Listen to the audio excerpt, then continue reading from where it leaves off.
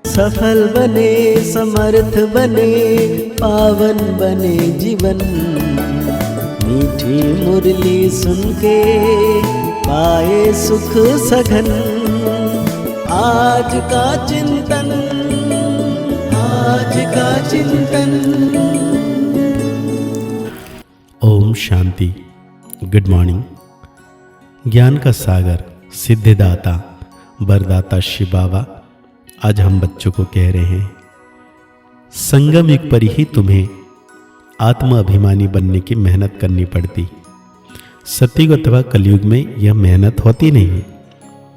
बाबा कहते हैं, हम बच्चों को पूछ रहे हैं, श्री कृष्ण का नाम उनके माँ बाप से अधिक वाला है, वो क्यों?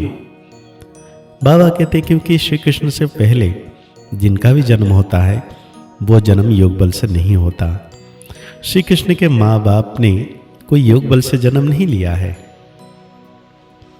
पूरी कर्मातीत अवस्था वाले राधा कृष्ण ही हैं, वही सदगति को पाते हैं। जब सब पाप आत्माएं खत्म हो जाती हैं तब गुलगुल मतलब पावन नई दुनिया में श्री कृष्ण का जन्म होता है। उसे ही वैकुंठ कहा जाता है। संगम पर श्री कृष्ण की आत्मा ने सबसे अधिक पुरुषार्थ किया है, इसलिए उनका नाम वाला है। बाबा कहते हैं, ओम शांति। मीठे मीठे रूहानी बच्चों को रूहानी बाप बैठ समझाते हैं। 5000 वर्ष के बाद एक ही बार बच्चों को आकर पढ़ाते हैं, पुकारते भी हैं कि हम पतितों को आकर पावन बनाओ। तो सिद्ध होता है कि यह पतित दुनिया है, नई दुनिया। पावन दुनिया थी, नया मकान खूबसूरत होता है, पुराना जैसा टूटा फूटा हो जाता है, बरसात में गिर पड़ता है। अभी तुम बच्चे जानते हो, बाप आया है नई दुनिया बनाने, अभी पढ़ा रहे हैं, फिर 5000 वर्ष के बाद पढ़ाएंगे। ऐसे कभी कोई साधु संत आदि अपने फॉलोअर्स को नहीं पढ़ाएंगे, उनको यह पता ही नहीं है, ना खेल का पता है, क्योंकि निवृत्ति मार्ग वाले हैं। बाप बिगर कोई भी सृष्टि के आदि मध्य अंत का राज समझा न सके। आत्माभिमानी बनने में ही बच्चों को मेहनत होती है, क्योंकि आधा कल्प में तुम कभी आत्माभिमानी बने नहीं हो। अब आप कहते हैं, अपने को आत्मा समझो। ऐसे नहीं कि आत्मा सो परमात्मा, नहीं।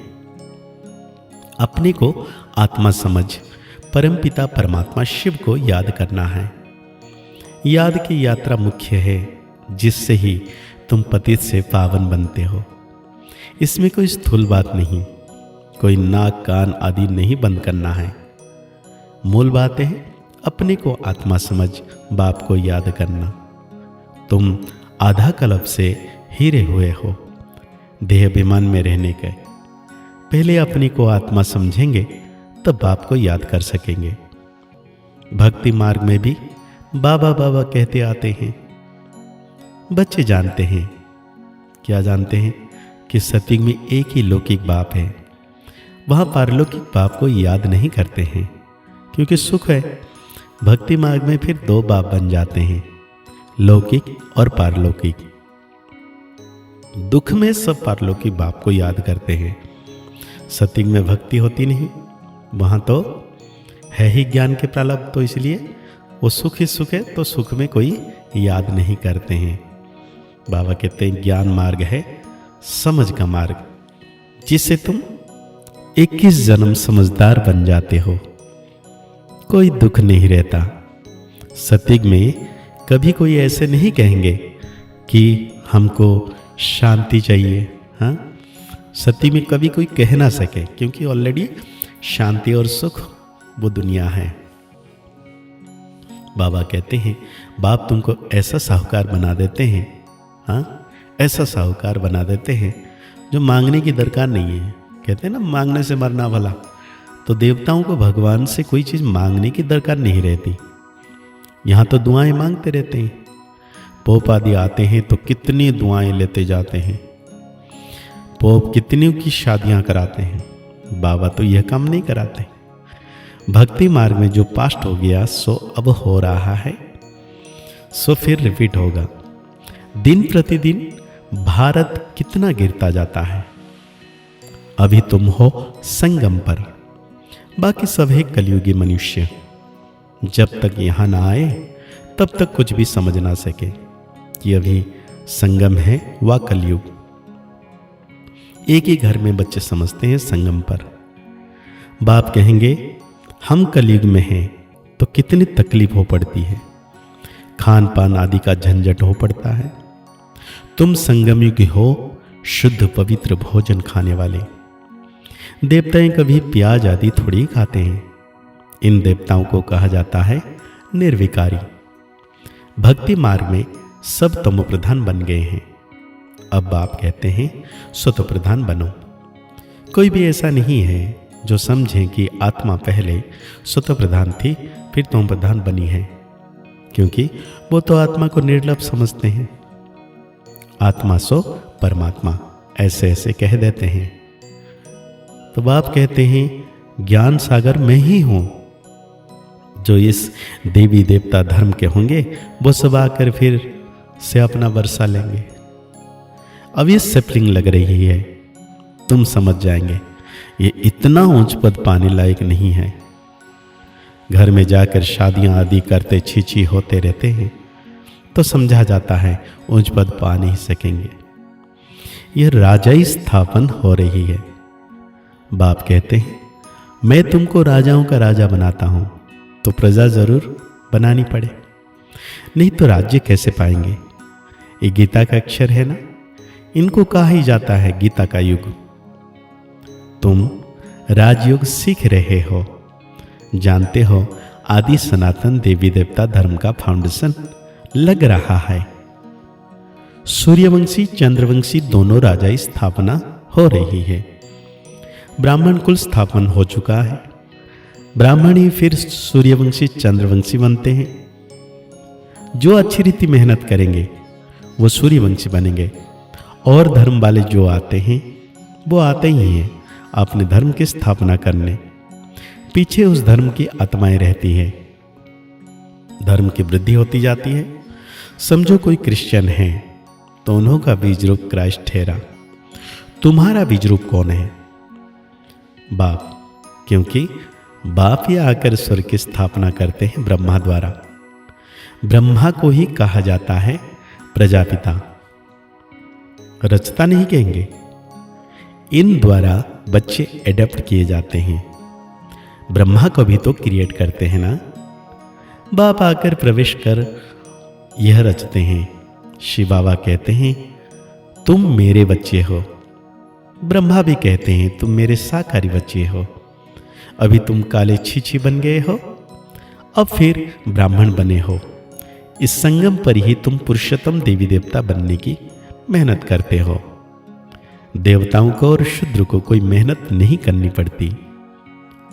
तुम ब्राह्मण को मेहनत करनी पड़ती है देवता बनने के लिए।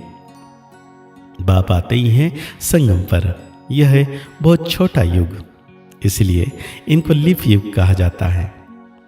इनको कोई जानते नहीं। बाप को भी मेहनत लगती है, ऐसे नहीं कि झट से दुनिया बन जाती है। तुमको देवता बनने में टाइम लगता है। जो अच्छे कर्म करते हैं तो अच्छे फूल कुल में जन्म लेते हैं। अभी तुम नंबरवार पुरुषार्थ अनुसार गुलगुल बन रहे हो। बाबा ने समझाया है कि अब भक्ति वास्तव में प्रवृत्ति मार्ग वालों को ही करनी है। तुम्हारे में तो कितनी ताकत रहती है, घर बैठ तुमको सुख मिल जाता है।